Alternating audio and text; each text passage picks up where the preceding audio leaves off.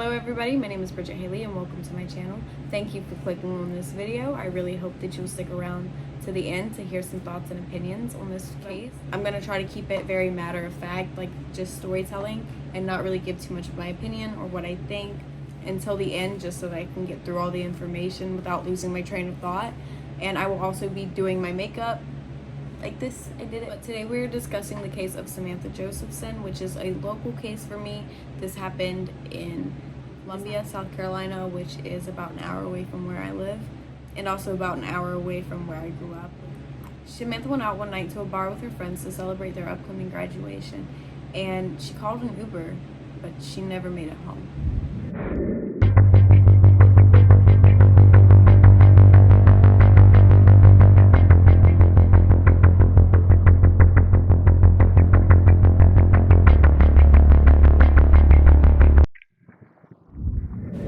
Samantha Josephson was born on August 13th of 1997 in a town called Princeton in New Jersey. Her parents were Marcy and Seymour, and she had one older sister named Sydney. And although they really were pretty much 2 years apart, Samantha always loved to remind Sydney that they were actually only a year and 10 months apart. So they weren't officially 2 years. And so they were only 1 year apart in school. Sydney was only 1 grade ahead of Samantha. So when Sydney was getting ready to graduate, Sydney, Samantha, and their parents Marcy and Seymour all drove down to USC to tour it for Sydney to go to. Sydney ended up not going to this school, however, Samantha fell in love with USC, and she decided from that moment that that's where she was going to go.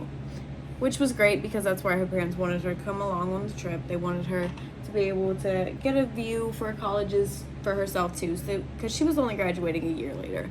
She discussed being a makeup artist when she was growing up, but she really wanted to help people, so she decided to become a lawyer so she could make a bigger impact on other people's lives.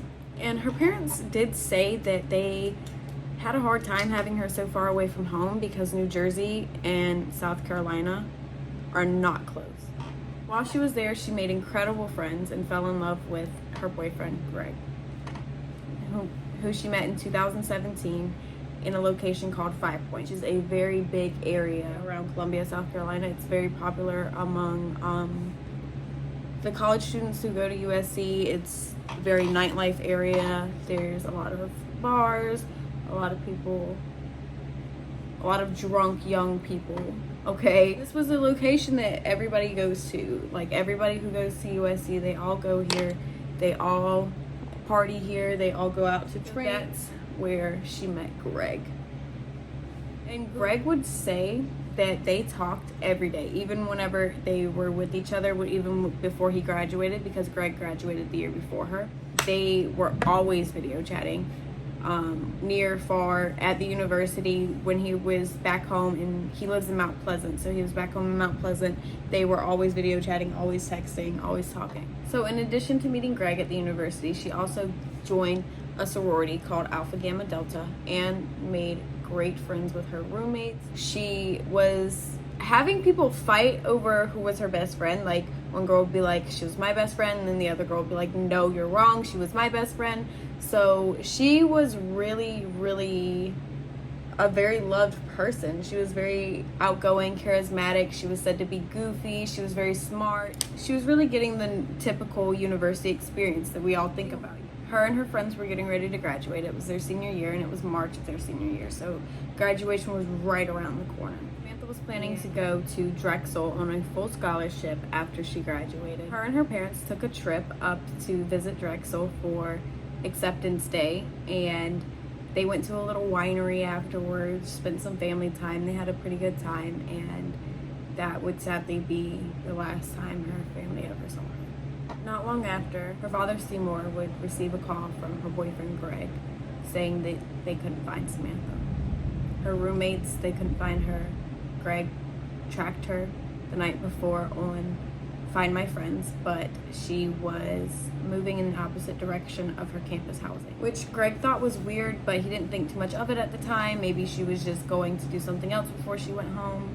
The night before, Samantha decided to go celebrate her upcoming graduation with her roommates and her friend. They went to this bar called the Bird Dog, which is in 5 Points, the neighborhood she met Greg in. If you see the university is like really well integrated into the city.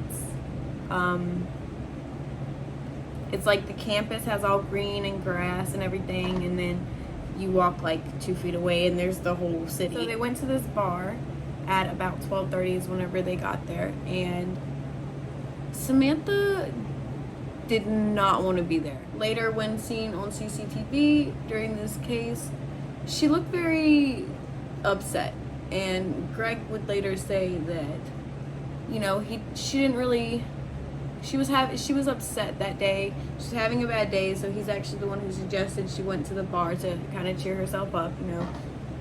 So that's why whenever they were celebrating, she was kind of cheering herself up. But she just seemed very still upset about whatever was eating at her brain. Like, she didn't seem to be having that much fun, and she decided she was going to go home early. So she left before all her friends. She called her father Seymour and said, "Hey, can I use your card for Uber?" Because she tried to use her card in the past, and Google Uber just wouldn't take her card. Like, it just wouldn't work. I'm not sure the reason. But for whatever reason, her card did not work for Uber.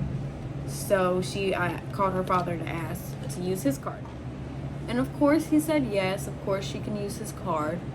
He just wants her to get home safe after a night of drinking. You know, you don't want anyone to drink and drive. You don't want anyone to try to walk or be put in any type of bad situation. We don't want that. So of course he's gonna let her use his card. So she calls the Uber. So it was about 2 a.m. whenever she got the Uber. So her friends continue to drink at the bar. They're continuing to have fun, thinking Samantha's going home. She's gonna be safe. She's gonna be back in the dorm. But when they got home, she wasn't. She never came home. Roommates called Greg, who obviously is freaking out, and he calls Seymour, who is also freaking out. Marcy's freaking out. Everybody's freaking out. Sydney's freaking out.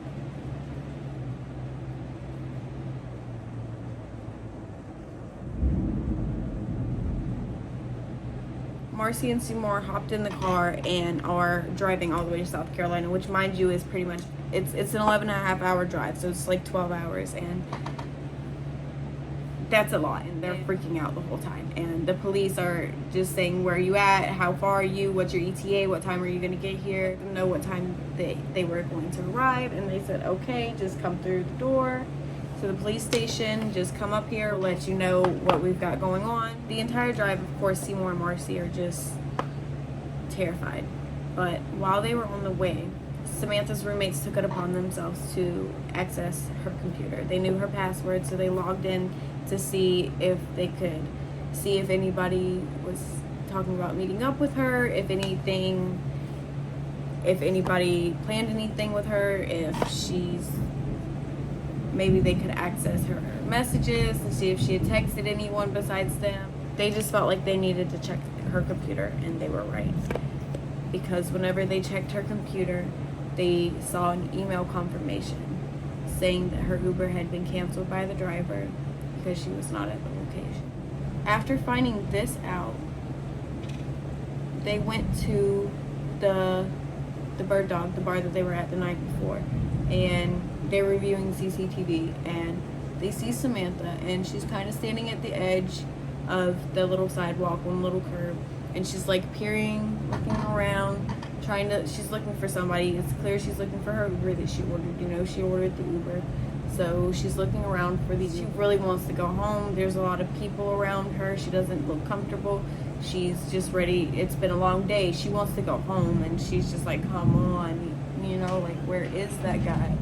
And so then later in CCTV, it is shown that a black Chevrolet Impala pulls up right next to her, and she runs to the car, and she's like peering in a little bit, and she's starting to open the door before the car even stops, which, mind you, the car basically jumped the curb to come get her whenever they saw her standing there waiting for an Uber. And actually, if you watch the CCTV, you can actually see the car around the area, like the car went by, did a U-turn and came back to get her whenever they saw her sitting there. So the police put a bolo out for a black Chevrolet Impala. They're looking for that car, and there is not a single area in 5 Points. Like, if you live in Columbia, you know there's not really anywhere in 5 Points that doesn't have surveillance, especially for vehicles. You might be able to get away like walking into an alley with a blind spot or something, but especially with a vehicle, there's not really very many blind spots if in a heavily surveilled area. So they're looking at all the surveillance, they're looking at the car. The car is in the area, like they've seen the car on multiple different cameras in the area just roaming around like 15-20 minutes before Samantha was picked up. This person in this car is looking for somebody. They're trying to get somebody tonight. They're trying. Okay. Police pulled her cell phone records, and her cell phone records indicate that her phone was seen going into this area called Rosewood, insert map, and then it was shut off. Nothing was found in this area of Rosewood, not even her phone. So her phone wasn't there, it was just shut off in that area and moved to another location seemingly. While all this was going on, 2 turkey hunters in an area of Clarendon County, which was about an hour and a half away, stumbled upon a female body whose physical and clothing description matched that of Samantha Josephson. And it was later confirmed to be Samantha Josephson. Initially, it was thought that she had to have had at least 40 plus wounds. From looking at her body, they were like, there's got to be at least 40 wounds on her. Her body was found before Seymour and Marcy even arrived in South Carolina. So whenever they got to the police station, they walked into the room, and Marcy said that she saw Warner on somebody's jacket, and at that moment she knew. And when Samantha's parents were informed that her body had been found, Marcy completely broke down. Seymour said he hit a table, he punched the wall. They were both very distraught. And later Craig came in, and him and Marcy kind of comforted each other a little bit. Seymour and Marcy called their neighbor, whose house Sydney was at the time, and they informed their neighbor. Sydney looks over and just sees her neighbor on the floor. She just falls to the floor, so upset, hysterical, and Sydney snatches the phone and is like, what's going on, like, you have to tell me what's going on. And they tell her, and she said it felt like there was no air, she couldn't breathe. Samantha was her best friend. Police are surveilling around the area in 5 Points. They're driving around looking for this black Chevrolet Impala, and there's a lot of cars in Columbia, and it's one of the biggest metros, if not the biggest metro in South Carolina. So the police don't really have all that much hope for finding this car, and they actually thought they might not find this car, and so they're feeling discouraged, but they're still out there looking. And there was this one police officer who was sitting in his office. Someone radioed in that they see a car matching the description, and they're about to pull it over.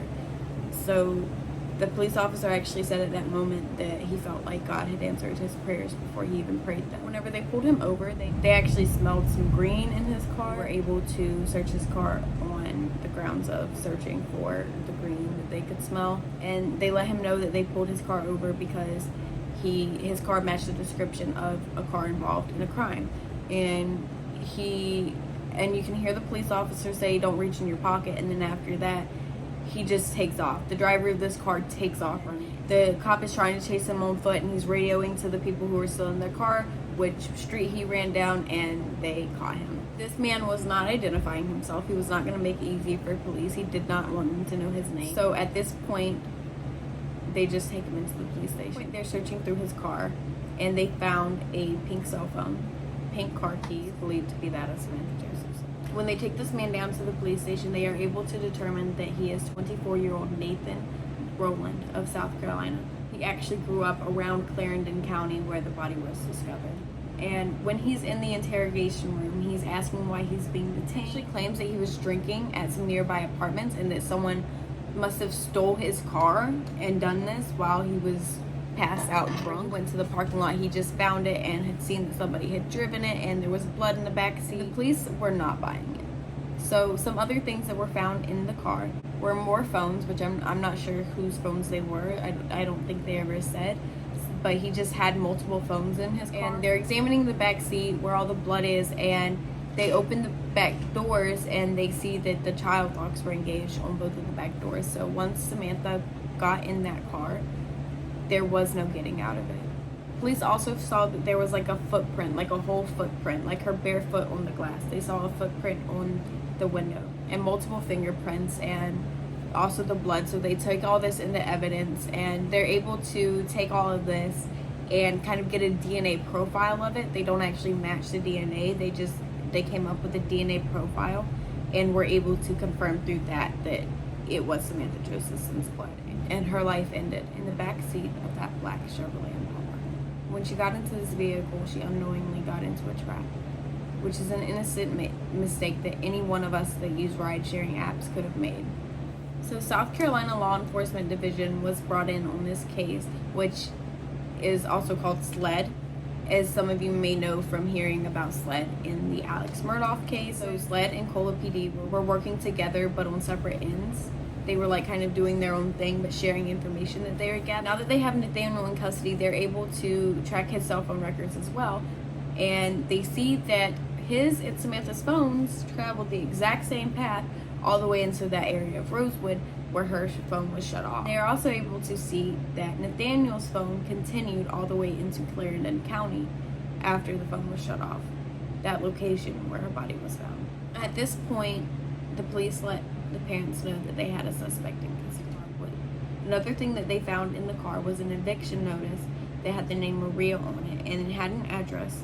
So they go to this address, they find Maria, and Maria says that they were somewhat of an item, and Nathaniel was supposed to take her to work that day, but she ended up being late to work because he was late to pick her up.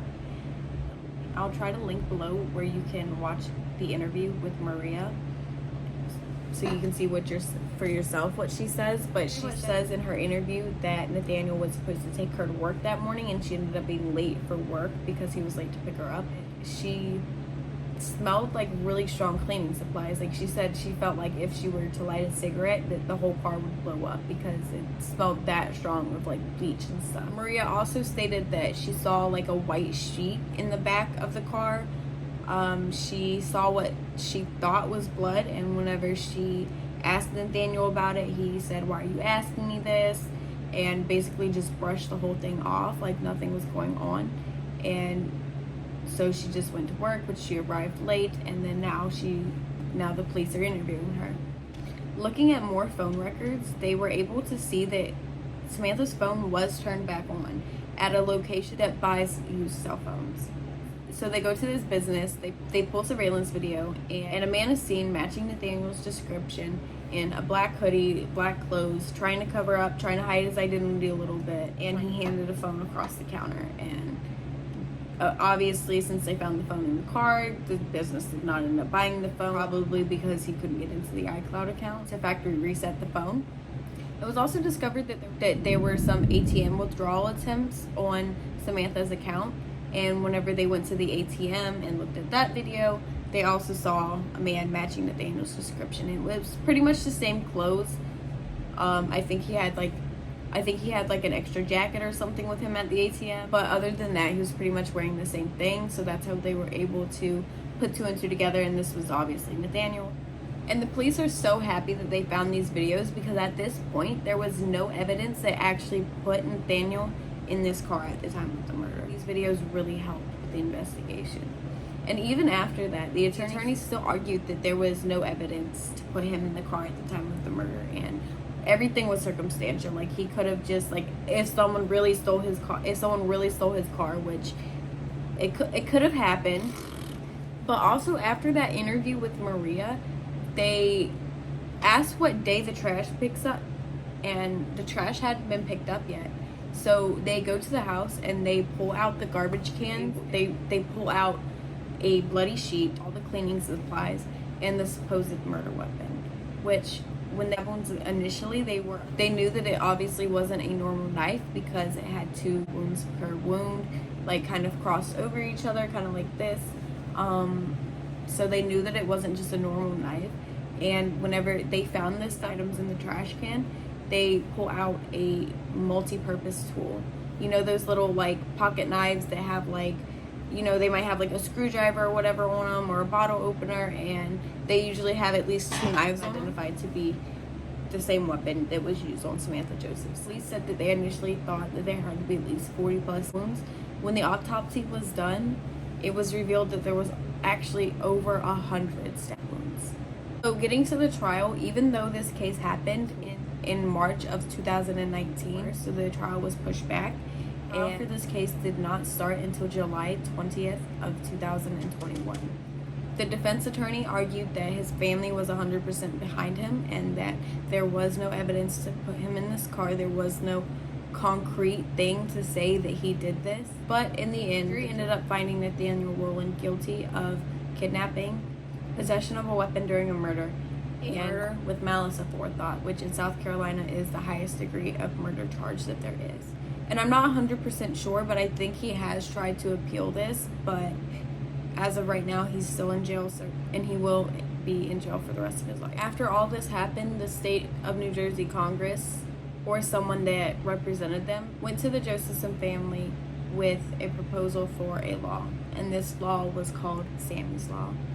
And they actually came up with an acronym with it, which is SAMI, Sami, Stop, Ask, Match Information.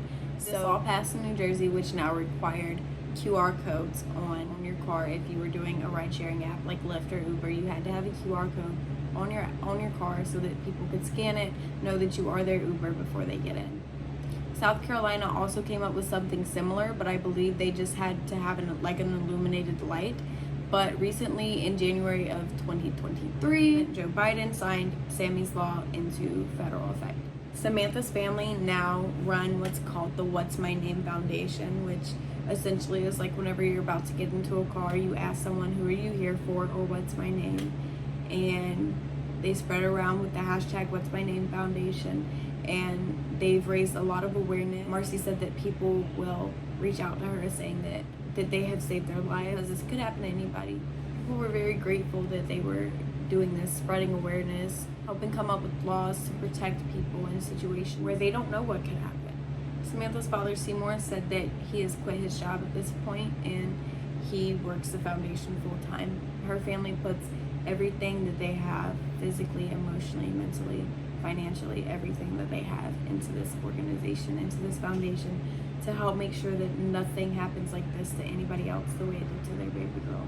They also had a vigil at the University of South Carolina where everybody was fighting over, oh, she's my best friend, oh, she's my best friend, and everybody had such amazing things to say about her, and she truly impacted so many people. And that is the case of Samantha Josephson, a beautiful soul who sadly lost her life way too soon, whose family is working tirelessly to make sure that it was not in vain. Okay, so final thoughts. Obviously, as a local to this case was huge. There's an episode of the Hulu series called Death in the Dorms. It's episode 5. And also an episode of See No Evil, which is season 9, episode 9. Both of those episodes cover this case so that you can see her parents, you can see her sister, and see what people have to say about her for yourselves. You can see the interview informations and all that and parts of the trial, like if you guys want to go watch those for yourself. Other than that, I think you never know what you could be getting into. Like, she really thought that she was getting into her Uber, and she had no way of knowing that wasn't her Uber, really. At this point in time, back in 2019, there wasn't really anything like this in effect. And I think it's just so tragic that something like this had to happen for something to be put in place, but it's beautiful at the same time. Like, I just think it's beautiful that her family they're fighting so hard to make sure that this doesn't happen to anybody. They're making sure that it means something. Samantha's family, Seymour, Marcy, and Sydney, they are all so strong to have gone through this. I don't think that there is a better way that it could have been handled. Nathaniel was also acting like really cocky. He was like smiling, like he obviously had a mask on because of COVID, but you could tell like by the way his eyebrows were moving, he was like you could tell he was like smiling, like he looked really cocky. He didn't seem to have any remorse, not even about the fact that it happened. So And really, at the end of the day, I just think that Nathaniel was out that night. He was looking for someone, and Samantha just happened to be an easy target, as it was clear that she was looking for the Uber, which she had no way of knowing that this wasn't her Uber. It's just so tragic to think about, and this really could happen to any one of us that use ride-sharing apps. So please take this as a cautionary tale. Please understand that you cannot just get into anybody's car.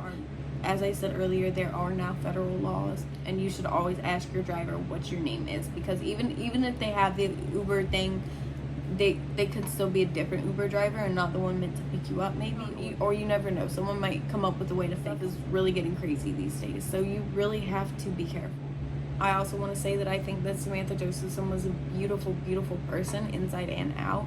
All she wanted to do was impact people's lives in the best way she could. And I believe that she did that to the fullest of her ability until the day she no longer could.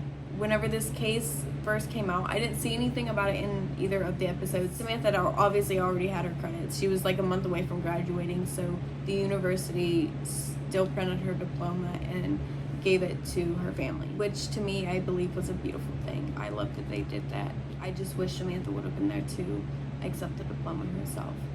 At least in cases like today, we can walk away as more empowered people knowing this information. That's all for today, guys. Thanks for watching. I hope to see you next time. Please be safe.